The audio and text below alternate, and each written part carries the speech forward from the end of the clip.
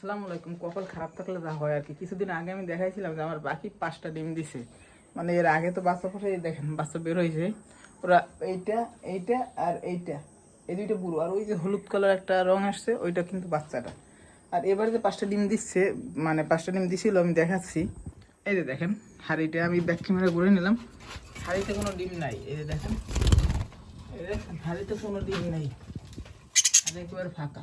এই যে হাড়ি ফাঁকা, কোনো ডিম নেই। এই ডিমগুলো হয়েছে কি, এই দেখেন ডিমগুলো, এই দেখেন ডিমগুলো প্রত্যেকটা ডিম ওই যে দেখছেন ছিদ্র করা। এই যে 5টা ডিমে ছিদ্র করে করে এগুলো কী খেয়েছি চাল্লায় জানে। আর বাড়ি থেকে বলতেছে ইঁদুরে খেয়েছি, মানে ছোট্ট ছোট ইঁদুর আছে, ছোট্ট ছোট্ট এই খাঁচার ফাঁক দিয়ে ঢুকে যায়, বুঝলেন। মানে কি একটা মুশকিল। এখন এটার কোনো সমাধান আমি পাচ্ছি না, কি করবো আমি বুঝতে পারতেছি না। এই পাখিটা 5টা ডিম দিয়া ও দুর্বল হয়ে গেছে। এখন ওরা কিছু গিরিট খাওয়াতে হবে, শাকসবজি খাওয়াইতে হবে, বাট ডিম 5টা রাখতে পারলাম না। আর কিছুদিন পরে হয়তো বা ফুটতো, যে অনেক দিন হয়ে গেছে, আর হয়তো বা সপ্তাহখানেকের ভিতরে বাচ্চা ফুটে যাইতো।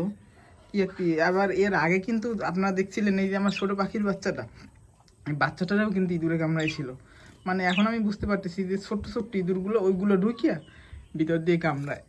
এখন কি সমাধান নিয়ে বুঝতে পারছি না। এখন আমি যদি নেট দিয়ে আটকেই দিই তাহলে থাকবে কি না বুঝতে পারতেছি। তো আপনারা একটু কমেন্টে আমার মতামত জানান যে কীভাবে কী করলে সুবিধা হয় বা কীভাবে ভালোই হয়। আপনার কার কি মতামত আছে, হয় কি 10 জন আর 10টা পরামর্শ নিয়ে একটা সমাধান হয়, সুন্দর একটা সমাধান হয়।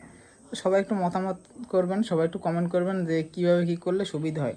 আর আপনারাও যারা পাখি পালন করেন তারা এই বিষয়টা খুব একটু সাবধান রাখবেন। আর হ্যাঁ, আমার বাড়ির পাশে এক ধরনের পাখি ছিল, ওরও এরকম সমস্যা হইতো, মানে ডিম পারলে ডিম খেয়ে ফেলতো, বাচ্চা কামড়াতো। তো ভাবছে কি হয়তো আর সাপটা পাশে, তো ভয় পেয়ে সব পাখি বিক্রি করে দিছে। তো আমি আজকে দেখলাম আমার বাড়ি থেকে নাকি দেখছি ঈদের ভিতরে পানি খাচ্ছিল। এই জন্য আমি শিওর হইলাম। বাট আপনারাও যখন পাখি পালবেন এরকম যদি কোনো সমস্যা হয়, এরকম সমস্যা ফেস করেন, তাহলে ভয় পাওয়ার কোনো দরকার নেই, সমাধানের চেষ্টা করবেন। তো আল্লাহ হাফেজ।